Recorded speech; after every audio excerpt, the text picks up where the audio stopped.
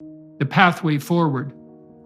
What might we do instead if we chose to be genuinely wise, instead of inflicting want and privation upon the world's poor, while failing utterly and disastrously to save the planet? We could begin by assuming here in the West that all those frightened into paralysis and enticed into tyranny by their apprehension of the pending apocalypse have bitten off more than they can properly chew, have taken on a dragon much more fire-breathing and dire than they are heroic, have failed entirely to contend with the moral hazard that comes in assuming that the faddish emergency of their overheated imaginations entitles them to the use of power and compulsion. If your apprehension of the looming catastrophe, whatever its form, has made you into a terrified authoritarian, willing to frighten and compel to get your way, you are simply not the right leader for the times, as the unconscious manifestations of your own nervous system, telling you that you are just too small for the job at hand, are clearly indicating, even to you. We could begin by dropping our appalling attitude of moral superiority toward the developing world. We could admit instead that the rest of the planet's inhabitants have the right and the responsibility to move toward the abundant material life that we have enjoyed despite ourselves for the last century, and which has been so entirely dependent on industrial activity and fossil fuel usage. We could work diligently and with purpose to drive energy and food prices down to the lowest level possible so that we can ease the burden on the poor and open up their horizons of possibility so that they become concerned, as they inevitably and properly will, with long-term sustainability, instead of acting desperately and destructively in pursuit of their next meal. We could concentrate on an intelligent plan of stewardship instead of anti-human environmentalism, along the lines of the plans outlined by multifaceted and diligent experts such as Dr. Bjorn Lomborg, who pointed out years ago that we have a multitude of crises facing us, and not just one, the hypothetically apocalyptic danger of carbon, and that we could spend the money we are wasting killing poor people in a much more intelligent and judicious manner, devoting some resources, for example, to ensuring a stable food supply to poor children in the developing world,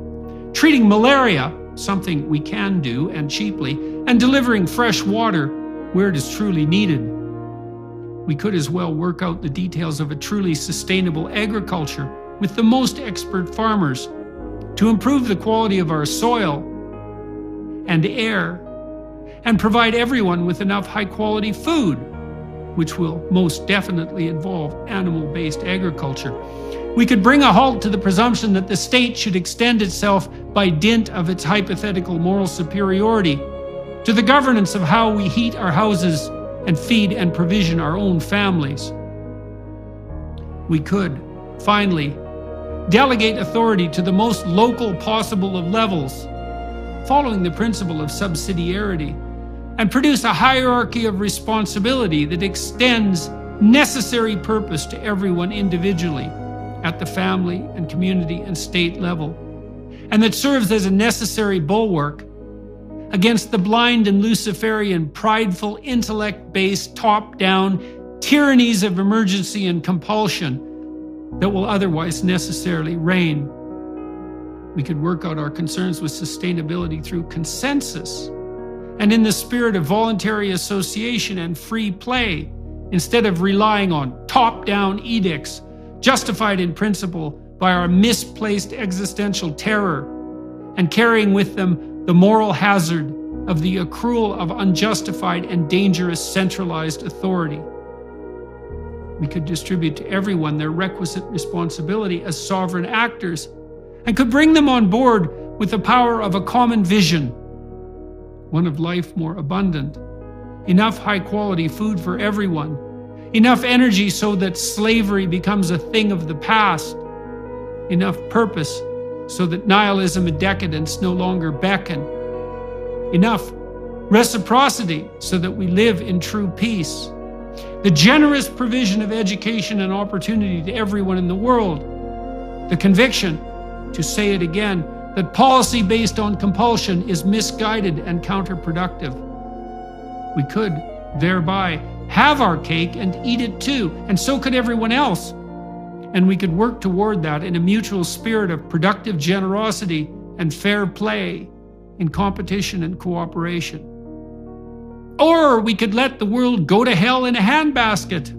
blame that disintegration on the very enemies we specified as causal in the first place, those damned capitalists, and fail to clean up our own souls as we persecute the imaginary wrongdoers responsible for the destruction of our planet, identifying the real danger. As the psychologist Carl Jung said in the aftermath of the Nazi atrocities and the use of nuclear weapons, quote, "It is becoming more and more obvious that it is not starvation, not microbes, not cancer, but man himself who is mankind's greatest danger. For the simple reason that there is no adequate protection against psychic epidemics, which are infinitely more devastating than the worst of natural catastrophes." That great man knew that technological man had a stark choice in front of him: to become as ethical as he had become powerful, and that a real hell awaited if we refused the challenge. The rate of change is accelerating. Our ability to do almost everything is doubling faster and faster. As our ability to communicate and to compute accelerates, the consequence of our inner disunity and insufficiency become ever more serious. As we become individually more powerful, in other words, we must take on more responsibility, or else. If we fail to rectify our personal pathologies of pride, envy, and the willingness to lie, we will find ourselves mired in conflict with the world, both natural and social, and in precise proportion to our refusal to check the devil within. So, we have a stark choice in front of us. We can reorient ourselves to the cause of truth, or we can act out the conflict, imposing our self-serving instrumental delusions on the world, bringing about in that manner an external apocalypse that will result in precisely the same judgment.